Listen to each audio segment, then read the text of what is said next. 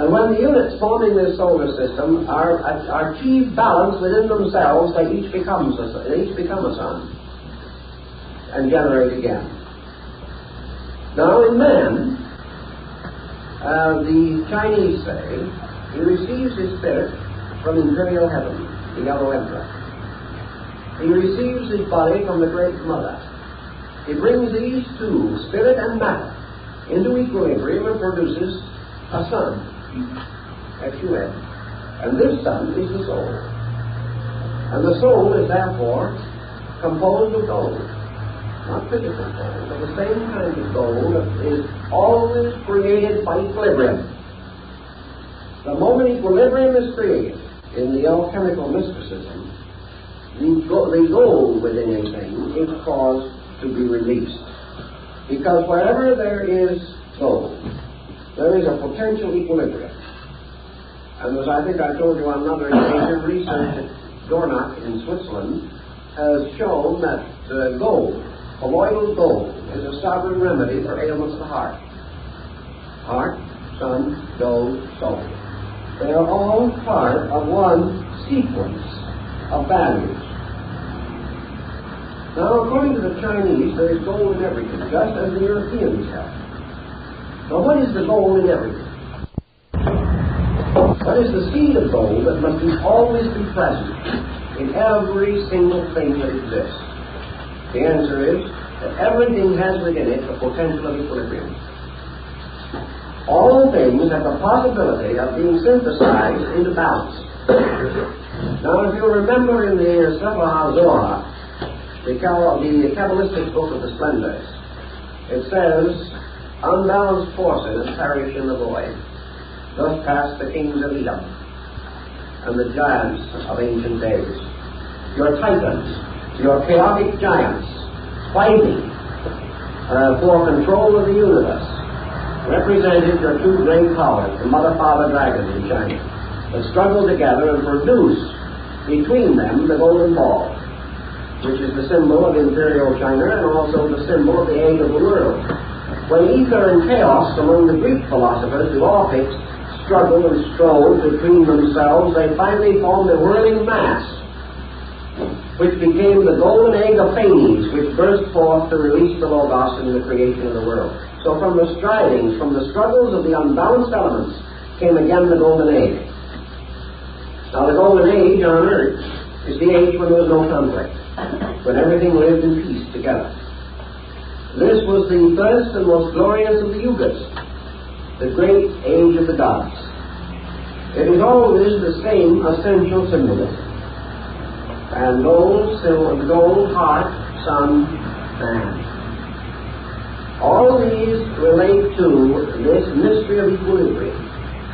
So the Chinese, naturally, following all nations that have had metaphysical speculation, came to the conclusion that in some way man's own nature, the etheric field, the magnetic body, his aura, the totality of it, was a body, a crystal room in which his soul was generated.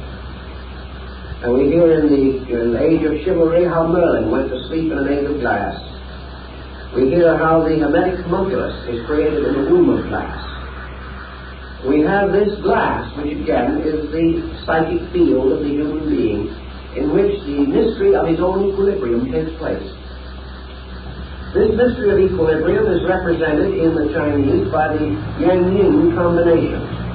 The circle with the twisted form in it, which forms half black and half white content of the circle, but the two parts do not divide the circle evenly, but have that effect which we now recognize in connection with one of our large radio companies, which uses this yin-yang symbol. And also, I believe it was used for a number of years as a symbol by the technocrats. It is a symbol of the two half spheres, but they're in motion, so that the hemispheres appear like two sperms or two living creatures, sometimes each one with a dot or eye in it. Occasionally, this field is divided into three twisting sperms, and is often surrounded by the Huangpo and the various emblems, the trigrams and the hexagrams of the Chinese I Ching or classical changes. But this motion of God in all things is released by equilibrium. So we have the problem of bringing the human being to equilibrium. And to achieve this end, we must bring about that which is supposedly impossible. Because alchemy begins by assuming that the first experiment means the accomplishment of the impossible. And that impossible, as we mentioned in one of the other talks, is to make fire burn in water and water support the flame. It means that we have to achieve the absolute unification of two utterly divided factors. In alchemy, they say, well, it is done because heaven and earth are man and woman. And man and woman unite and produce the sun. They produce Alchemy. By their union, they release Tao, and Tao becomes a new being and lives. Therefore, the absolute polarities can come together and do a generation, both physical and spiritual, is under the same rule.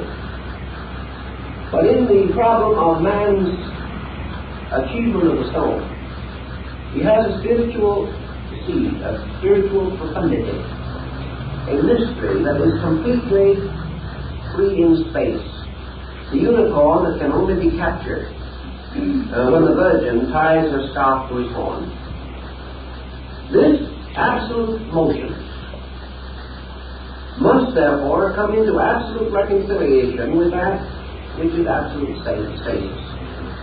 That which is immovable must meld with that which is ultimate and eternal motion. Spirit and matter, good and bad, life and death, dimensions, up and down, in and out, must all come to an absolute neutrality. So how is this to be accomplished? There's only one possible way in which it can be accomplished, and that is by an art which is capable of dominating and perfecting the work of nature. To achieve this art, then, in the case of man, the hermetic adept must appear. The mystery must be solved through the recognition of the formula of the complete transmutation. Now, in the Chinese philosophy, this formula is stated somewhat differently from the way that it is stated in Europe. And this formula in Chinese philosophy is something like this. The human being has an inside and outside. These are his opposites. Halfway between the inside and the outside is a focal point, which he calls self. Therefore, self, or ego, is a movable point somewhere within the chemical field of the mingling of internal and external.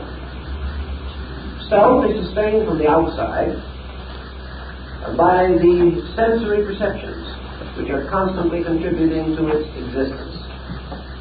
Self is sustained from the inside by the descent of consciousness into specialized fields of action.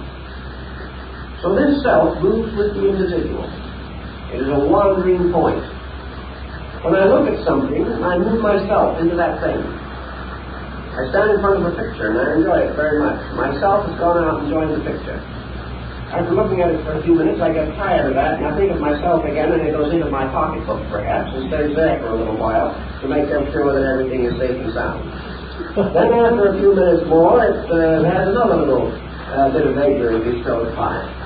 It travels elsewhere. It travels off into something I want to do. I want a vacation next summer, so it goes off and joins the pine trees up in the mountains somewhere while I look at it. Then the self comes back and thinks a little bit about the job it's supposed to be doing to make a living here. Then the self drifts off and identifies itself with family and friends and children and begins to worry about them. Then the self picks up the new daily paper and at this moment identifies itself with the stock exchange. This self is forever moving upon the focus of its own point of awareness. If I have a pain, myself is there. And that is why it hurts. If I have two pains at the same time in different places, myself is hopelessly confused and forgets to hurt in either one. because it cannot divide. If I stub my toe, myself immediately anticipates and visualizes the process of falling. When I'm hungry, myself goes out and wraps itself around the concept of food and begins to draw it towards me like a little amoeba or something of that form, or a gastropodia of some nature. But myself is forever in motion. Today myself has a new idea, and I think Emerson is the greatest philosopher who ever lived. Next day I find out that Emerson had a bad disposition, so I move over and my philosophy centers on Immanuel Kant for a little while until I find out he took 10 years to propose to a young lady, and that doesn't sound like very good philosophy. So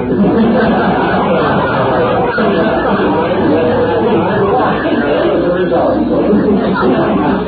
Little by little, myself moves around. Myself takes on illusions. Then he gets disillusioned, then I hate everybody. I hate everybody but myself. Because I will never accept responsibility for what I do if I can possibly avoid it or shift it anywhere else. So this self, in Chinese philosophy, can best be diagrammed by something that would look like the track of an earthworm wandering through several feet of terrain. It goes in all directions.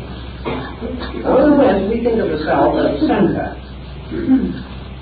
from which everything radiates and which forever remains the same. But the Chinese and the Hindus do not. They recognize this self as something that is like a will-o'-the-wisp, and its abode is anywhere and everywhere.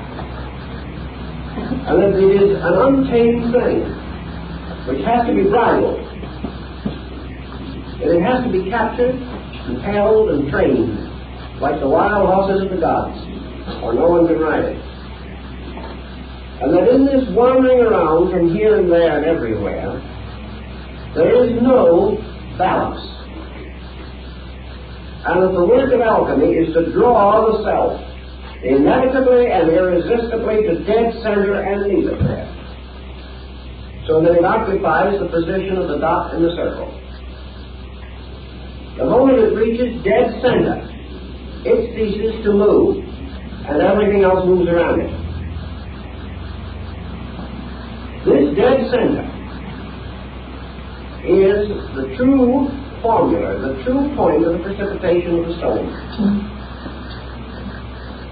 Now, how to get this to dead center involves practically every system of philosophy that we know. We recognize at least 7 great systems of philosophy and religion, religious philosophy for the most part, descending from ancient times. These, each of them, corresponds to the talisman or figure of one of the 7 planets. For the 7 religions and philosophies radiate the truth just as the 7 planets reflect the light of the sun. Therefore, the religions of the world are a series of formulas, of metals, which are involved in this transmutation. And whether we like to believe it or not, the essential principles of all these 7 must be used to project the stone, because all these elements must release the diamond core which is in them. And the world, in its search for the transmutation of the world body or world form into the world soul, must and has achieved all that is achieved through the alchemy of the transmutation of the 7 planets or the 7 great religions and philosophies. They are all part of the same formula, approached on a different level. So here we have man surrounded by his 7 sensory perceptions, 5 active and 2 latent. And we have him trying to transmute the wanderers, which is the meaning of the word planet, and bring them into a focal point. And in this focal point to generate the diamond self. Now the self, instead of being actually the source of these various energies, such as will, thought, emotion, is really the focal point of their own activity. Man's self does not generate his emotions or his thoughts. His emotions and thoughts generate his self. Therefore, the self is often the victim of heredity, bad heredity, in this particular case. The imbalance of emotions and thoughts represent themselves to us as the crippled offspring, like the Egyptian god who was lame in his feet because of the sins of his parents. And in this case, the sins of the parents are the sins of the heart and mind, resulting in the deformity of the soul. So we have the problem of getting this projection of the soul, the absolute equilibrium. And in the Chinese thinking, how do we do it? We do it by following very closely upon the basic instructions of Lao Tzu. Inasmuch as the Chinese insist that this wanderer, the centralizing self which is never centered, is forced out of center, that it wanders because it has to, and not because it wants to. It wanders because it is the victim of the intensities of the emotions and the thoughts. Whatever we feel, whatever we think, the self must serve. Therefore, we bind the self like Samson was bound to the millstone of the Philistines. We blind the self as we blinded Samson. And we make this focal point the slave of what we may term emphasis. It is the thing by which we attach ourselves to any given object of attention. It is supported by our own will to do these things, by our own desires, by our own strategies, by our own thoughts. And these things are constantly forcing the self out of center, forbidding it to return to center, and identifying it with some unbalanced part of its own field. Lao Tzu, therefore, taught his disciple that the thing that is necessary always is to restore the self to the center. And as the self approaches the center, it approaches the state of Tao. And as it approaches the center, it gains control of the circumference. Because it can never control the circumference equally until it is in center. How does this occur? Lao Tzu says that it occurs by the gradual reduction of the active principle which he would term the energy field in man, or the libido. It is achieved by the individual ceasing to direct the motion of life. The moment the individual ceases to force life into some way, or some direction, or some activity, life immediately returns to equilibrium.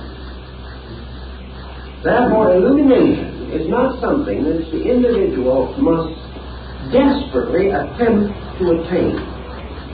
It is something that he is desperately attempting to prevent, even while he is constantly talking about its desirability.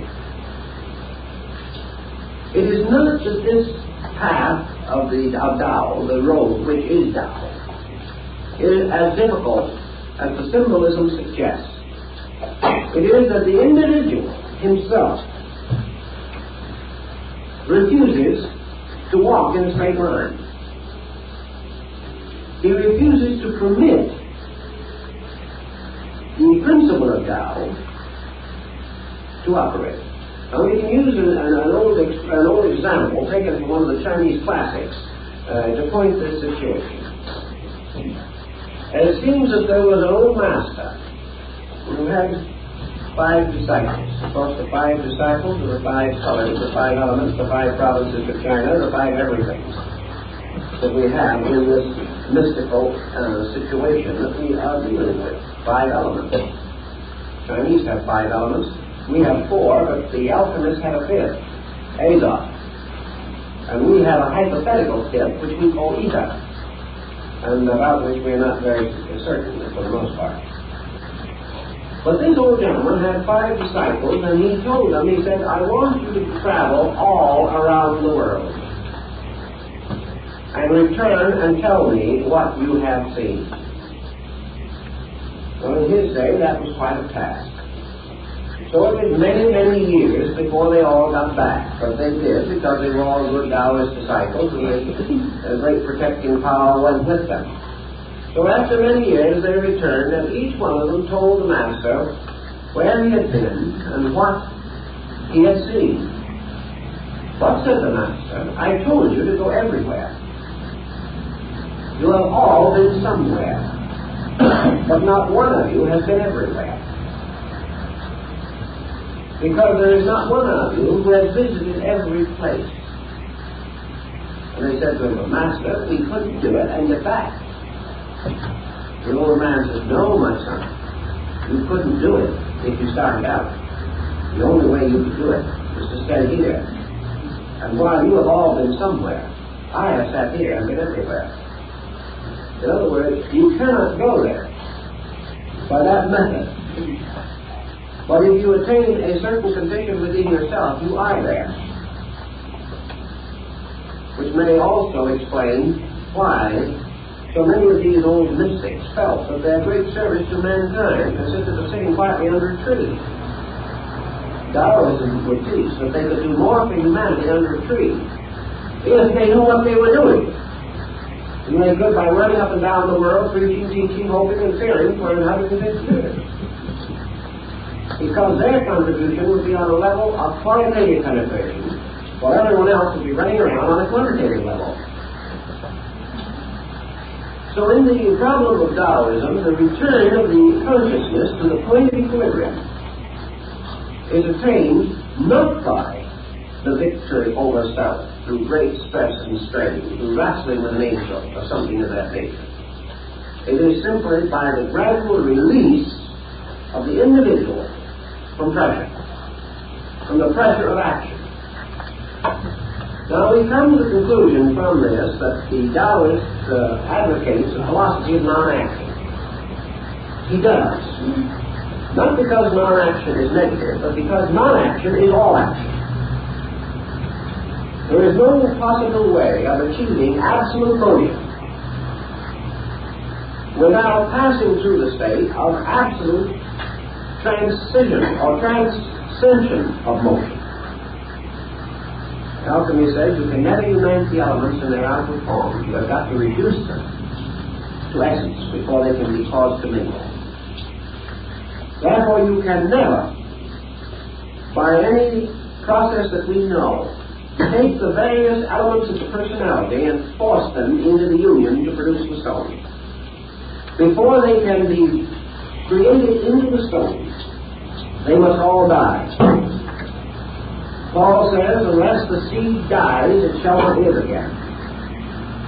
And Taoism says that unless action dies, the individual can never achieve absolute action. Can never achieve absolute motion, or the complete motion of Taoism. To achieve this, therefore, he must transcend motion. And in so doing, he attains absolute motion. And there is an analogy which he gives of the axis of the wheel and the rim. And that actually, the axis is the only point in the entire wheel that has achieved absolute motion, although the rim is moving there more rapidly. The axis is the only part that is in absolute equilibrium. So Taoism is absolute equilibrium. And in the attainment of it, by the reduction of spirit and matter to their basic elements, to their basic principles, by the complete separation of them from action and inaction as we know it, they precipitate the motion of Tao, which is absolute action. And this is the absolute stone. This is absolute life and absolute immortality and the universal medicine and the absolute source of wealth. Because all these things depend entirely upon the individual achieving absolute balance within his own consciousness. When he achieves that balance, he then generates, he then achieves the creation of the crystal monculus. Because out of that balance, the union of spirit and matter within himself will form his own psychic system, his own psychic nature. And he becomes a living soul with a spiritual core and a new transcendent nature or transcendent being, as the Chinese call it, within himself. This being is like the Taoist genii. It goes everywhere. It rides on the unicorn. It rides on the dragon. It is absolutely free from fetter and bond. It achieves everything by becoming completely free of everything. It is the only free spirit in space. And it is the only thing that cannot die. Because death is always unbalanced and conflict. And if these two cease, there can be no death. So the diamond soul of Northern Buddhism, which supports the world, Vajrasattva, is the same thing, the same principle again. Buddhism has the same essential symbolism in the tremendous dynamic inaction of its religious art. The majority of your Buddhist figures sit serenely upon the blossoms of a lotus, their eyes half closed, in complete posture of repose. Symbol of transcendent action. Symbol of the experience of Buddhahood. And representing to the Chinese consciousness the experience of Tao. Now, once Tao has been established within the individual, and his inaction becomes dynamic from within, every motion, every action, every manifestation of himself has to be with absolute rhythm. From that time on, anything that he touches becomes priceless because of the perfect energy of his own consciousness. Anything he does perfectly. A good example of that is your technique in your Zen issue in Japan of painting an art. When the Buddhists or other religious artist decides to paint a religious painting, he doesn't get a model, he doesn't start in making sketches, he doesn't go through any of the procedure of the Western artist who may do almost anything from chewing his pencils up and down. The first thing that he does before he paints a religious subject is to realize that this subject must be released. It must express itself from within himself. Therefore, he begins by meditation. He stretches his silk where he is going to use it. He sits down quietly in front of it and enters into an inner experience of life. As he gradually releases from his own consciousness, his own understanding of the thing he wants to paint, moving it from within his own internal completely, he gradually visualizes onto this piece of silk the complete picture that he intends to paint. He does so without any effort, without any strenuosity, without any question as to whether it is going to be right or wrong. He simply permits it to visually unfold, projecting his own internal contemplation and his own visual power as though it was a magic lantern, casting a reflection of a picture right onto this piece of silk. And in some instances, it's been known that the artist would sit and look at the piece of silk and meditate upon it for 2 or 3 years without taking so much as a piece of crayon or an ink slab in his hand at all. Then, having completed from within himself the full projection of his artistry, he suddenly takes his little brush, takes his little ink slabs, and in 10 minutes the painting is finished. As one artist said, it took him 10 years and 10 minutes to make a painting. Everyone thought he'd worked on it for a long time. He worked for the 10 minutes, and he grew for the 10 years. And the combination was a great work of art. This is the motion from within. This is the idea that the Chinese try to express in Tao. That it is the Tao, or universal rhythm, coming out and finally possessing the individual that makes it possible for him with an infallible stroke of his brush, which never needs to be corrected. In Chinese art, you never change a line and you never correct one. It has to all exist within your consciousness, and even your hand has to be so accurate and so completely possessed by the picture that many Chinese artists, when the time comes to paint it with their eyes closed and never have to change a line. They have visualized this thing, their hands have actually visualized. The great Shingon monk in Japan, Kobodaichi, had such tremendous concentrational power in this particular situation that he placed a brush between each finger of both hands, remained in meditation until he had completed the concept of his picture, dipped the brushes this way into 10 different slabs, each one with a different shade, and with his eyes closed, painted the picture with 10 brushes at one time, because there was absolute concentration within his own consciousness. Now this is the stone, as far as China is concerned, this terrific power. This man can never need anything in this world, because his own incredible internal can sustain him through anything. In India, a holy man going through the forest is seldom molested by an animal, simply because his consciousness will not permit it. In the Eastern Chinese concept, the entire projection of this from within self is so tremendous that it corresponds with what the Western alchemist calls projection. He uses the term in European alchemy.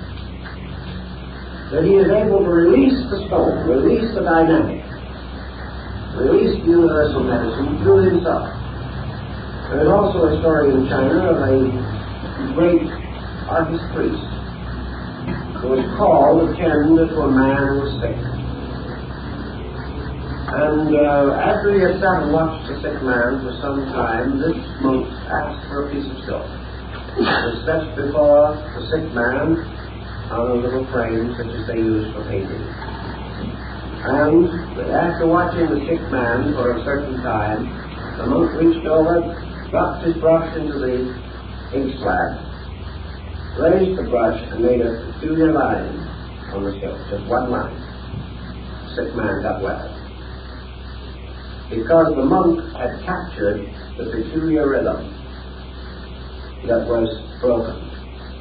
And as the eyes of the sick man followed the rhythm of the line, it restored him internally. Pythagoras claimed to have done the same thing by striking one chord from a lute. He was able to cure all kinds of sickness in that way. It was the symbol of the line. So in Japan, also among the Zen Jews, you will find the fable or legend of the monk entering into meditation of the most profound nature. And in his meditation, he drew a door on a piece of silk.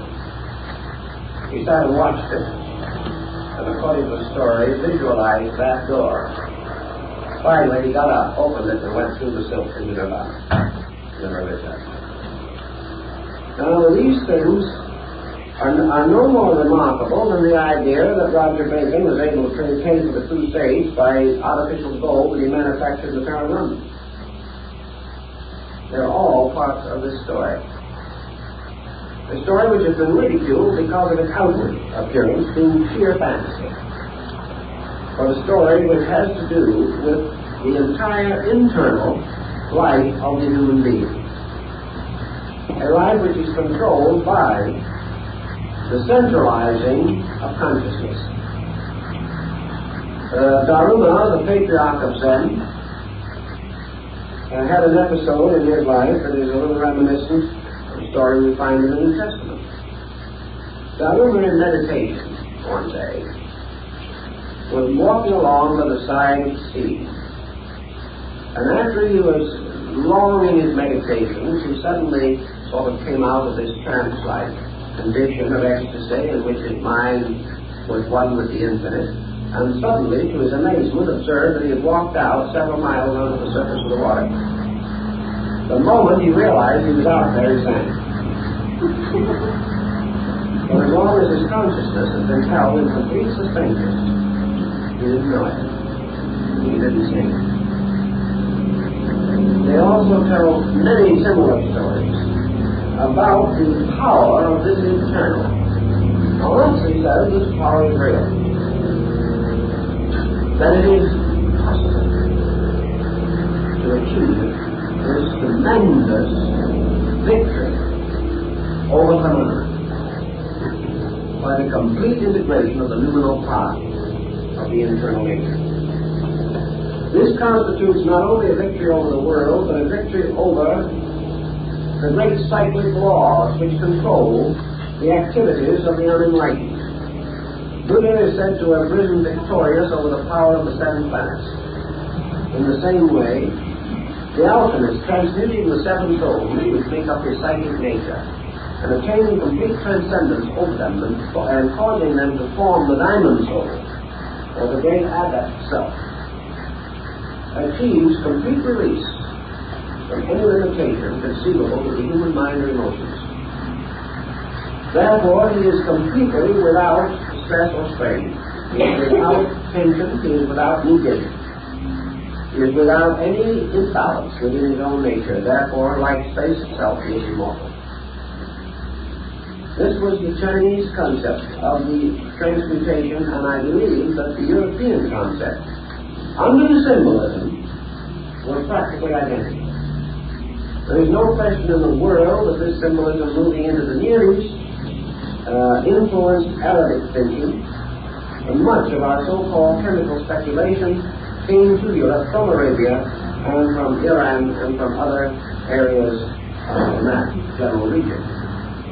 These chemical and physical chemical experiments are interesting for another reason.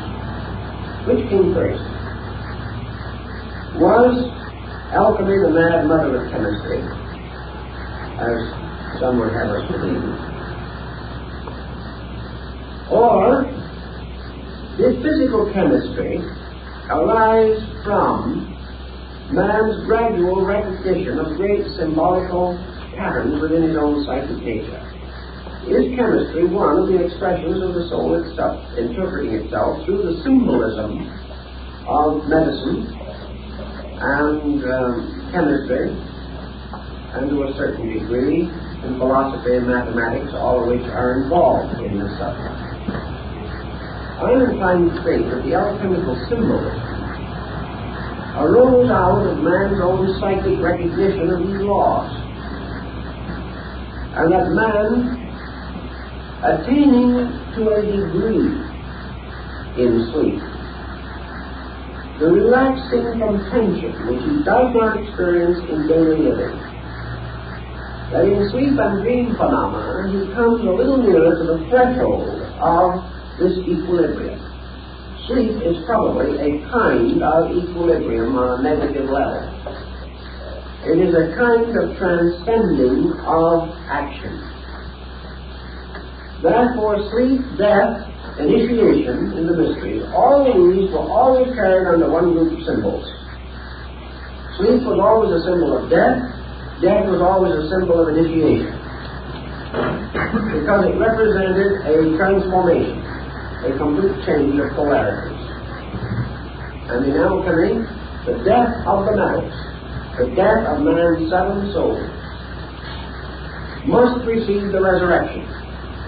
And in the Christian alchemy, from the death of the seven souls arises the messianic soul, which is seen as Christ rising from the tomb within the bottle of the alchemical experiment. If then we have this group of symbols all over the world, they seem to be trying to tell us that there is a strange and secret art, an art by which man may break this vicious circle of his own inadequacy.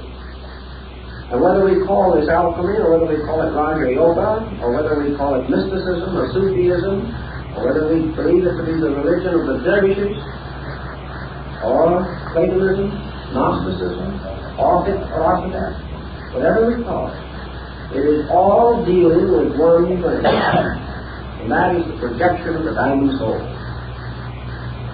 And that this diamond soul of alchemy is the soul in equilibrium, by means of which the individual becomes completely attuned to what Lao Tzu calls Tao, or absolute equal receptivity to universal energy. The universe around man, within man, is Tao. According to Lao Tzu, this universe is not only infinite light, but it is infinite wisdom, truth, love, law. It is not only all these moral things, but it is infinite nourishment, infinite supply, infinite availability. Everything that exists consists of Tao and nothing else, because there is nothing else. Everything that changes is Tao changing some appearance of itself. In its numerous and multiform appearances, Tao seems to be many things, but in its essence, it is one thing. Man, using the faculties which he has on the level of mind and emotion, looking at the universe, sees many things, but does not see Tao. Yet each of the many things that he sees is Tao. Therefore, he can say Tao is white. And he can also say Tao is red. He can say that it is sky and earth, that it is water and air. He can see it in the eyes of his child. He can feel it beating within his own breast. All of these things are Tao. But because of his nature, this Tao is infinitely broken up. And he can also see the phenomenon of two things outside of himself in war with each other. He can also experience two feelings or two impulses within himself at war with each other.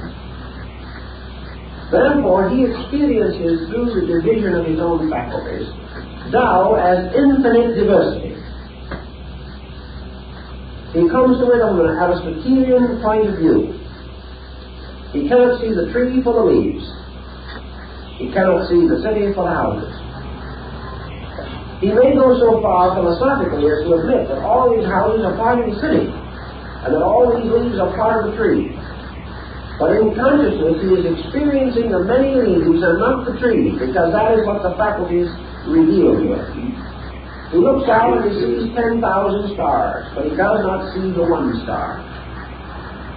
For that star must be born within himself, shining out of the east of his own soul. He sees all these things and he is profoundly moved by them. And he says, God is wonderful. God is glorious. God is beyond estimation, because God can maintain all these things. And that there is an infinite power somewhere that can keep these thousands of millions of worlds radiant and rotating and revolving in their mysterious orbits in space. Therefore, we come to the concept of deity as infinite immensity, absolute power, tremendous authority. But always there is the star and the earth. There is the water and the moon. There is man, there is hunger, there is death. So man lives in this tremendous experience as within a great vessel. And he knows that he is living in a world of absolute energy. Yet he must work with his energy to transform it so that it will work in a combustion motor. He must work with it another way in order that it shall work within his own body to maintain him. He is living in a world in which energy is available, but must be constantly conditioned and changed. He finds it also possible to die of starvation in this world of absolute food. He finds it possible to die of ignorance in a universe of absolute wisdom. He finds it possible to die of loneliness when he is constantly in the midst of everything that lives. These are because he has not experienced God. Because he has experienced only the manyness. He has never experienced the tremendous dynamic of the diamond self, or the soul. So gradually, through the experience of manyness, he begins to recognize the necessity of reuniting broken parts. And he creates formula. And formula is nothing but a method of achieving an end, a scientific method for accomplishing a given purpose. So we have in his great esoteric systems like Buddhism, and in the teachings of Yoga, Vedanta, and Taoism, and many others, he has the disciplines, the formulas, for the shifting of this sense from manyness to oneness. From the experience of God as all to the experience of God as one. A one which contains the all. or the experience from the experience of God as infinite action to God as inaction, which is supreme action. Now, our concept of action and inaction is that when action happens, we're doing things. When inaction sets in, we're not doing anything. The Chinese say that isn't it. That's because we are looking at it from our level.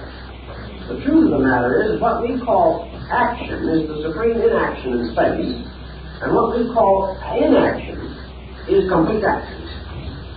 Therefore, that the motion is not from action to inaction as positive to negative, but from action to inaction as from negative to positive. The Tao and Tao alone is positive action. Why is it positive action? Because it is the only action upon which all things depend and which in itself depends upon nothing. Everything that lives because of Tao. And yet try and find Tao. Try to find this complete suspension of action. Try to find Tao as the teacher. It will never speak. Try to find it as the friend. You can never embrace it. Try to find it as nutrition. You can never put it on a plate and eat it. Tao is infinite. Therefore, the experience of Tao is the experience of infinite. And the individual moving towards supreme action finds that absolute action is absolute experience of infinite. And all else, comparatively, is inaction. Thus, internal action is supreme and external action is comparatively unimportant. The only reason we have to run up and down is because we do not know where we are going, and would not know if we got there. Thus, when the Taoist seeks this internalization, he is bringing together all of the disunity of his own psychic chemistry. He is reintegrating the seven souls to form the great soul. And he is then transmuting all activity, first into suspension of action, and finally to release through it Tao action.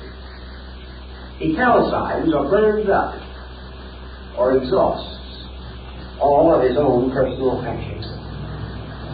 And out of the ashes of this, by palingenesis, he causes the flower of gold to grow. Or as in China, the little peach tree of gold, upon which are the blossoms and fruit of immortality. Out of the complete calcination of all of the negative aspects of action, he releases Tao through action. Tao is the tree. In the Chinese formula, when man ceases to make mistakes, the great virtue operates. And it cannot operate until he stops making mistakes. So wisdom lies in ceasing to make mistakes. It doesn't lie in knowing all. It lies in no longer breaking laws. And then this state is reached, this state of equilibrium. Then the gold grows. The seed of the soul is quickened by the suspension of action or by the reconciliation of broken parts. And immediately it grows. Bentley gives us the same story in the Mysterium Modulum. The tree of the soul rising from the root of gold is nothing but Tao growing up from the seed of equilibrium in human consciousness. And when this has been achieved, this tree also carries the 12 fruits which are for the healing of the nations. It is the tree of life. It is the sacred soma plant. It is everything which is for the nourishment of all that lives. But when this tree blossoms within the human soul, then we have the wonderful tree of the metals. We have the wonderful tree that is guarded forever and guided within the secret garden of alchemy, in which there are many drawings and figures of the ancient books. And also, in a strange way, this is the very peach tree under which Lao Tzu was born. Because it said he was born under a peach tree. Well, now everyone assumes that this is merely a little historical episode gathered from somewhere. But the tree under which he was born is the tree of immortality of the Taoist paradise. And no one seems to have paid any attention to that at all. So that when he was born, they didn't name him Lao-Tzu at that time. They named him Little Peach Tree ears, because he had very large ears and was born under a peach tree. Now, why did he have very large ears? Because Taoism is a religion of very large ears and a very small mouth. Lao-Tzu lived and taught for many, many years and left only 5,000 characters behind him to summarize his entire philosophy. Taoism is not a philosophy in which you do a great deal of talking. It's a philosophy in which you are forever accepting into yourself, not giving up. But in accepting into yourself, you prepare for the release of the splendor of the sun. For once this tremendous jewel of immortality is cast within yourself, you burst into a sun. And from that time on, you are raised, warm, and preserve all life. And you become the current of another order of life. And a new series of peach trees rise in the garden of immortality.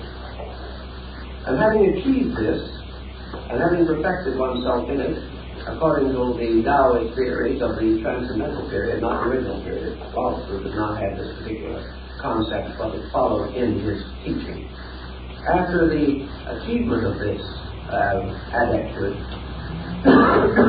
after the wonderful mystery of the soul has been perfected, then the old Taoist adept goes off to seek the land of his brothers and lives forever with those, like himself, who have made the transmutations. Now, in the Greek legends, I think we can see pretty well what happens, what it meant. For what happens when the Greeks achieved great heroism and then died? Why, the gods always picked them up and made constellations of them. They were always set in the sky, and therefore you have stars named for all the heroes and nymphs and all the wonderful beings. The crown of Semele was taken up after their death, and the chair of Andromeda was taken up, and the winged horse Pegasus went up there. Everybody became a constellation after they had made good, so to say, in whatever their problem might be. So the old Taoists when they got through, they went up to heaven and became stars. What is the star? Just another symbol of the diamond soul. It is just another symbol of the radiant sun around which a new order of life is going to grow. Because when men cease moving around the center, they cease to be planets and become suns. When human beings cease to move around their own centers, they cease to be wanderers and they become sages. And as they become sages, they become alchemists. And sitting quietly within the mysterious nature of themselves, they take that little furnace, which is the heart, which has the warmth within it, the point of fire and light, and in this heart they accomplish the creation of the universal medicine and the wise man's stone. But in the West, we would have a lot of equipment to do that with, and they did even in the Middle Ages. Because we have never yet realized, as fully as the Asiatic has realized, how subtle these things are, and how always the symbolism is internal, regardless of the fact that we insist on building a laboratory and setting aside $50 million for the research. Then we think we're really getting this. And the Taoists would ridicule us out of face, although on the outside, being a good Taoist, you'd probably agree with us and chip in $4 to help build the laboratory. Because he feels that it would be quite necessary to answer the fool according to his folly. But in the alchemy itself, it is all this internal mystery of man ceasing to be a planet and becoming a sun, ceasing to be a base metal and becoming a star, ceasing to be a series of separate parts, each struggling for supremacy, and uniting these parts through their death and resurrection, that they may all become the vehicles or manifesting centers for the dissemination of Tao. For when this complete equilibrium is reached, and the silence and the mystery where all parts mingle, where the seven colors unite to restore the white light, in that center Tao moves through. And moving into manifestation transforms man. For the planet is one who is moved by the sun, but the sun is one that moves the planets. And the spiritual source moves other things and is itself unmoved. But those who have not achieved this source are forever moved and have great difficulty in moving anything themselves. So with alchemy and the Chinese viewpoint, it is this creation of equilibrium and the release of the eternal, growing into the tree, bears upon it the three great mysteries: life, immortality, longevity, and eternal wealth. And this is the great treasure. This is the treasure of the Arabian Nights entertainment. This is the treasure that all men come to seek, and to which they turn after all other treasures are failed. Now, there's much that can be discussed about these subjects, but I think this gives perhaps a little oriental slant on the Western subject, and may help to make this a more rounded out series of discussions. Well, I think time